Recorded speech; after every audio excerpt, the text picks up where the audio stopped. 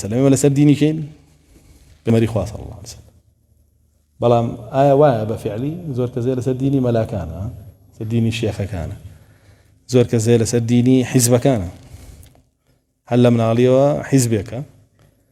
دایکو باوکی شێو حیزبە بوون چاوی لە ناوە ناکردووی تر ئیسلام و ئیسلامێکە و حیزبە پێوتو یا هی گروپێک و تاقمێکە ئیسلام ئەو ئیسلامەیە گروپ و تاقمەکە پێوتو یا باوکو و باپیرانی تابعی طریقەتێ بوون ئیسلام و ئیسلامێ لەو طریقەتەوە دیگرتو یا حیزبێ بوون ئیسلام و ئیسلامێ و حیزبە پێوتوە خۆ لەسەر دینی رسول الله نیە صلی الله عليه وسلم تو جاری واسن دینەکەی رسول الله پێڵێ صلی الله عليه وسلم حدیثە لە صحیح بخاری و مسلم و ڕەتیە کاتەوە لەوانیە على مدينة عزيت وينات كوا دينك خويا ناسه كلا حزبك يوريك ولا جروبك يوريك ولا طريقتك يوريك ولا جماعتك يوريك ولا شيخك ولا دايك وباك لا عرف عاداتي خلقي جاري لا عرف عاداتي خلقي يوريك توك دينك خويا بيالي او يبو بيغمرنا رضو صلى الله عليه وسلم واولى سريبوا على مدينة عزية ولا نكبت اما هزار ودو صوص 50 صار لهم في بخاري ومسلم نوسي انا تو حديثي بيغمر صلى الله عليه وسلم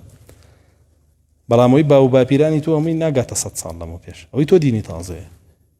تۆ لە کۆنەکە لاداوە لە ئەسڵێک